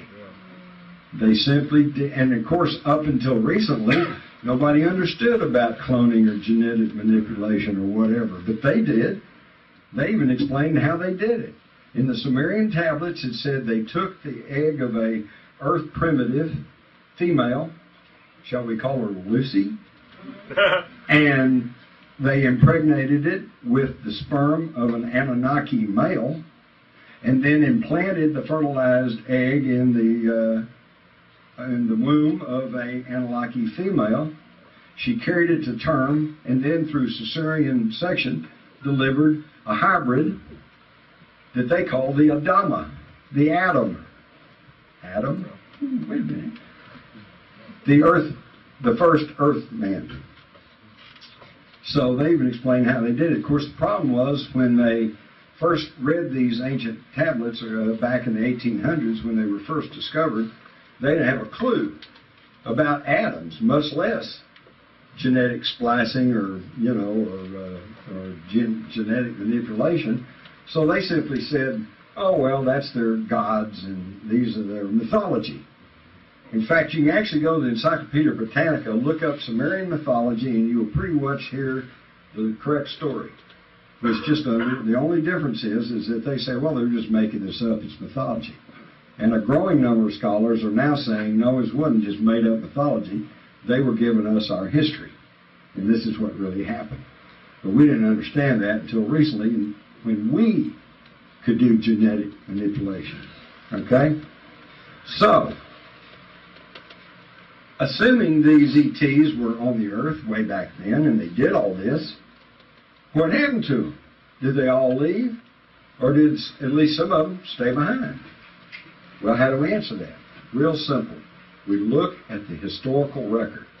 If the historical record is, as we have been taught in school, one slow evolutionary climb of mankind, hunter-gatherers, into agricultural communities, and I heard a great one the other day. The reason that men built towns and developed agriculture was so they could make beer. And then they gathered in towns so they could be close to the brewery. Makes sense to me. Oh, hell yeah. But then on up through city-states and nations and empires, okay? But hey, that's not what the historical record shows, does it? The record speaks for itself all the way back. You've got the air raid of 1942, you've got crop circles, you've got the flying shields of the Romans, you've got the flying dragons, you've got all these anomalies that we've already talked about. So, that means that some of them, at least, are still here. So, what does that mean? Well, there's three possibilities. Number one, we know through the historical record that some of them are still here. We also know that there's a ruling clique that's trying to gain control over us. So, the ruling elite are trying to contact these ancient creators. Or two, they've already contacted the ancient creators and are being guided or controlled by them. Or three, they are the ancient creators. Oops, I'm starting to sound like David I. Hey, all right. And that's it. Thank you.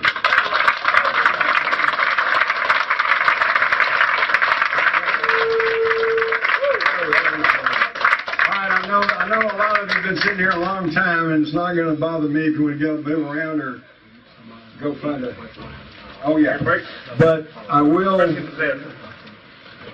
throw it open for, if you got any questions, I will try to answer it. But be sure to shout out your question. I'm going to repeat it here so everybody can hear the question. Yes, sir. Please repeat the final slide. The three possibilities. Yeah, there they are. He said we could repeat the three possibilities.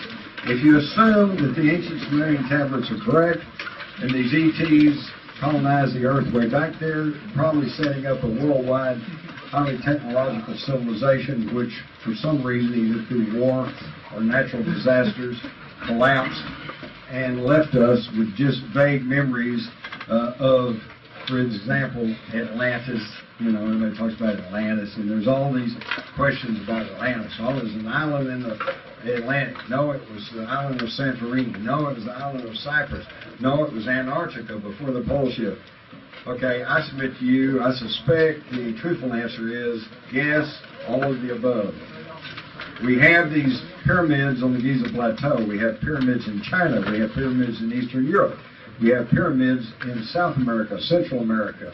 I think that at one point there was a worldwide, highly technological civilization which fell apart, again, either due to war and or natural disasters. And so what we're left with, along with these anomalies, is bits and pieces that we're sifting through thousands of years later and trying to figure out what does all this mean. But if they were here then it appears they're still here, or at least remnants of them. And the thing that worries me is that if they are in connection with the world's ruling elite, and the reason that I don't think the world's ruling elite is really, I don't put them under the classification of good guys, simply because look at their track record. Just over the last 100 years, 2 world wars, depressions, starvation, still going on, pollution, the creation of deadly diseases, dissemination of these diseases. Are all of y'all aware that we may have narrowly missed a pandemic of avian flu thanks to some alert checks who decided to check the Baxter flu vaccine, which had been adulterated with the deadly avian flu and sent to 18 countries.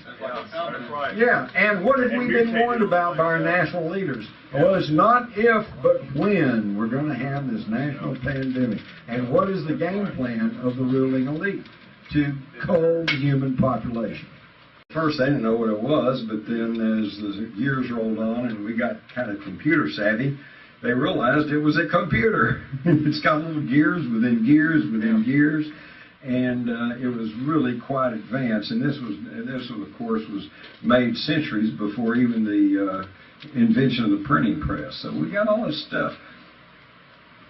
The ancient Sumerians, by the way, in this relief, show us the planets of the solar system and their relative size. How'd they know all that? Pluto was only discovered in 1930 and Neptune in 1846. How did these ancient Sumerians know the makeup, composition, and relative sizes of our solar system unless they had ancient information? Other artifacts around the world are this hammer or this axe that is found buried in a stone, and the stone tracks back to several thousand years. You got human handprints. You all know about the human footprints down at Biloxi or near Glenrose that's in the same strata with dinosaurs. Where'd that come from?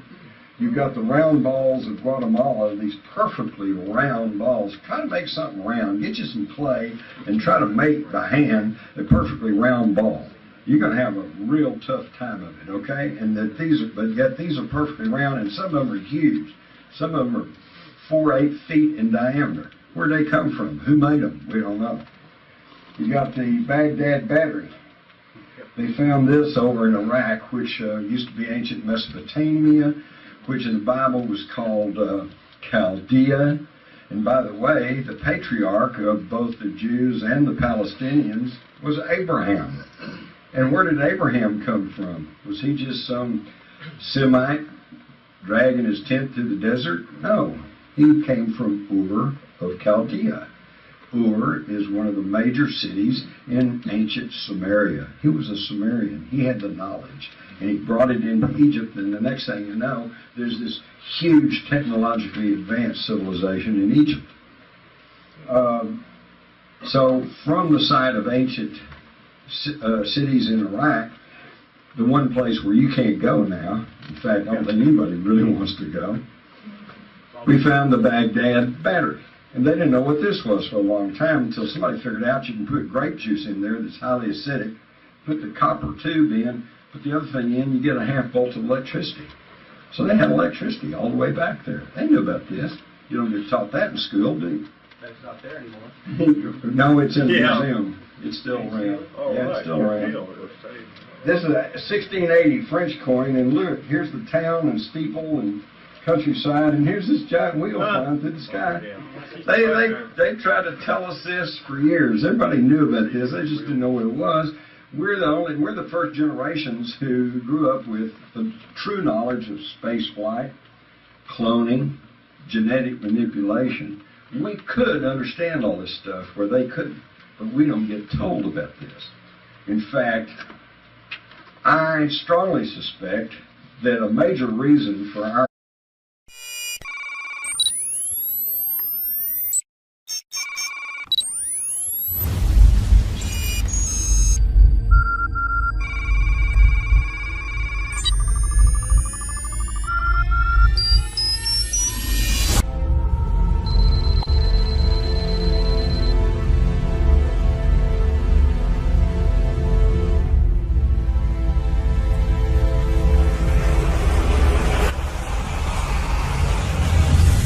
let's look at another UFO, unidentified flying object. This one, you've all seen it. It's called the moon. But the moon's a very strange place. We've got the Maria, which they call the seas, which appear to be molten rocks that was thrown up onto the surface and then cooled into the what they call the Maria. And that's why when they went to the moon, they were expecting to find volcanic activity, and yet when they get to the moon, we find there is no volcanic activity. It's a dead world. So where did this molten rock come from? We don't know. But at the center of these circular seas, or Maria, are what they call mascons. The mascons are very heavy, dense objects of something that are somehow always at the center of these Maria. Are they some kind of ancient machine that spewed up molten rock on the surface of the moon? We don't know. We don't know what the mascons are. We don't know what the Maria is. The moon is very mysterious. Now here is some figures drawn by early man, similar to the Nazca plains, which you all are probably similar with. And on the moon, we find similar type designs. Okay, now where does that come from? Is it natural? We don't know. But we're not being told either. Always remember, NASA is short for never a straight answer. We also have what's known as the shard photographed from the lunar orbiter 111. And this thing juts up off the surface of the moon about a mile. Just like a little spindle or a tower. Is that a microwave tower? Who knows? We don't know, but it's very mysterious. We've got pictures. These are all NASA photographs, by the way. Look at this thing flit across the surface of the moon. This thing throwing a shadow on the surface of the moon. What is this thing? And here's one jutting out over a crater. All kinds of odd stuff. People have been seeing weird things on the moon for centuries. All the way back into when they first developed telescopes, they were seeing lights moving around on the moon. They were seeing what appeared to be clouds of dust or some sort of particles moving around on the moon. You didn't get taught this in school, though, did you? And we can see in this crater some kind of weird object. Again, we see this long cigar-looking type object sitting in a crater on the moon. What is this? We don't know. Yes, I love this one. You see the tracks running along here to this. It cannot. So that means somebody parked the moon. But here we get to the conundrum of extraterrestrials. Because we all know there's no such thing as extraterrestrials. But we also know that the moon is in a very unusual orbit, and somebody must have parked it there. It's been there since our recorded history, so we know we didn't do it. And so, since we know there's no such thing as extraterrestrials, how do we deal with this subject? We don't. We just don't talk about it. Okay? Go ask some of your astronomer friends, how did the moon get there? And let them start shuffling and jiving and trying to come up with an explanation, because we don't know.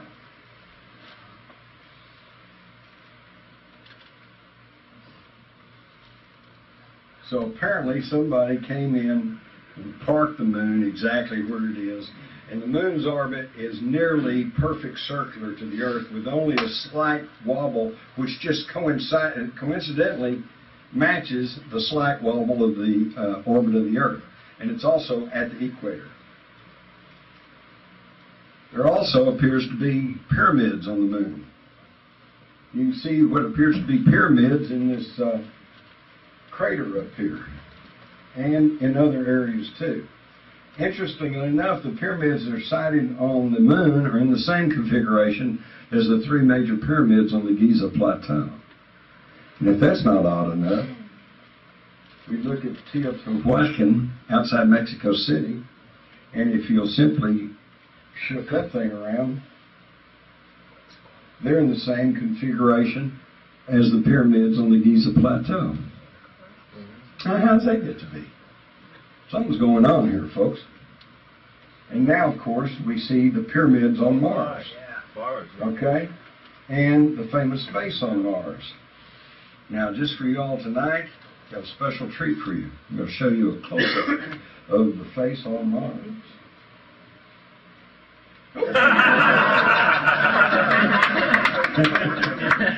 All right. Enough levity.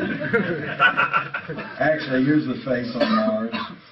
And then, of course, when NASA it finally was, it got to be a big deal, they finally showed us this picture. Oh, yeah, well, we can really see that one. And by the way, there's been much more further work done on this. This is kind of an old slideshow. And now they've actually done computer work on it, and there's something on the face of Mars. And again, we didn't put it there, but we know there's no extraterrestrials, so let's just don't talk about that. By the way, here's another face on Mars. I think everybody can kind of see this one. And I don't know, this is in my file. It is possible that those are just natural formations, that you make a face out of it, kind of like you do making the face of Jesus out of a cloud or something, But it's still pretty amazing. And of course, we got the rover Sojourner that went up there and crawled around for a few feet. And they said, see, no life on Mars. Well, excuse me, a little circular type object. And it's rolled along, leaving tracks on the moon. Now, my first thought was, oh, well, it was up here on the top of this crater, and it rolled off and rolled down the side of the crater, which is possibly so. Now, unfortunately, this came out of a book, and the reproduction is not very good, but I've seen a clear photograph, and the tracks go down into the crater, so it rolled up the side of the crater and then down the side of the crater. Something's moving around on the moon. What is it? Don't ask me. I'm just giving you the information. More tracks on the moon. And here's an odd little X in the middle of a crater. We don't know what this is, but it's all very odd. The day before the Apollo 11 landed on the moon, the astronauts reported sighting some mysterious lunar lights in an area where scientists believe there are volcanoes. This is back when they were still saying there was volcanic activity on the moon, so it was okay to release this story. And he said it was in the crater Aristarchus, in the northeastern part of the moon's face. And astronomers had claimed observing bright spots in the area, which they appear to be volcanoes. And Buzz Aldrin said, well, the area is definitely brighter than anything else I can see. And so this has all been dutifully reported, but then it goes dark. You don't hear any more about that. So what is with the moon anyway? When I was in school, we were taught the moon broke away from the Earth. And maybe that's what created the big hole, which is now the Pacific Ocean. But now that they say we've been to the moon and we got lunar rocks and they don't match the same composition as what's on the Earth, plus they found rocks on the moon that date back before 8 billion years ago, which is older than the age of the Earth, then now it's changed. Now the idea is the capture theory, that the moon came along and was captured in the gravitational field of the Earth. The problem is this. If here's the Earth and here comes the moon and it's caught and it's pulled back, then the moon should be in an elliptical orbit, kind of wobbling around the Earth. But it's not. It's in a near perfect circular orbit and stationary, one side always facing the Earth. We know this. You were taught this in school, but you really had never stopped to think about it. How did it get like that? Isaac Asimov, famous science fiction writer and a very noted scientist, said the moon shouldn't be where it is. How did it get there? And, by the way, the moon is at the exact distance away from the Earth so that when there is a solar eclipse, it covers the exact circumference of the sun. You can see the corona of the sun all around it, but you can't see the sun because it's at the exact distance from the Earth where it blocks out just the exact circumference of the sun. Whoa, oh, that's pretty precise. How does that happen naturally? The answer is, think about this. What if we lived on Mars and we sent a little rover and it landed in Antarctica and it roamed around for about 20 or 30 feet? Hey, no life on the earth. By the way, it's all changing. It's all changing. We now know there's water on the moon. We now know there's winds on the moon. We know there's water on Mars. They just were finally announcing that last week. Okay, so everything you think you know about Moon and Mars, you don't know, because they.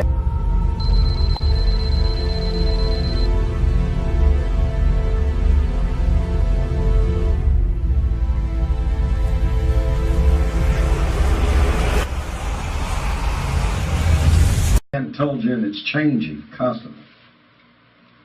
This kind of leads to the question, well, if there's ETs been around here, how long have they been here? Did our ancestors come from space? Well, you go back to the Sumerian tablets, which are probably the oldest records on the world. In fact, actually, you can go to the Hindu Vedas, and they talk about the Vayanas, the flying machines that went through the air, and all their carried their gods around. And that they had, by the way, they had some sort of weaponry that could destroy a whole city with a single strike. Then you go back to the Sumerian tablets, and this was all etched in clay back about 8,000 years ago. Predates the Egyptians by 3,000 or 4,000 years. Predates the Bible by 5,000 years. And they're telling us that the Anunnaki came to the earth. Well, who's the Anunnaki? Well, that translates as those who came from the heavens to the earth. Well, let me clear something up here. I'm not sure if I get into this. Let me see if I get into it. There is a common theme all over the earth in all the ancient legends and stories. And the common theme is flight. The Chinese had the flying dragons. The Egyptians had the flying boats. The Sumerians had their flying disc. We all know the story of Ezekiel in the Bible and the fiery wheel. You know, if that wasn't a UFO experience, I don't know what was. And we have artifacts, anomalies, as the scientists would call them, because it doesn't conveniently fit into the little homogenized history that we've all been told. We've got these little dudes that have been found down in Colombia and dated back several thousand years. It looks like a little jet plane to me. And by the way, I don't think I have a graphic of this, but some of you have probably seen this picture. Yep. My wife and I just got back from a trip to Egypt, and in Seti's temple, up on the ceiling, you see these reliefs. And I swear to God, one of them looks like an Apache helicopter. And right next to it is a little fat jet with wings and a tail, exactly like you're seeing here. It's like, what in the world were these people drawing, you know? And is this some kind of just incredible coincidence, or was there high technology in the ancient past? This is the Antikythera mechanism, which was discovered back about 1911 or so. It was sunk in an ancient Greek ship. They dated it back to a couple thousand years ago. And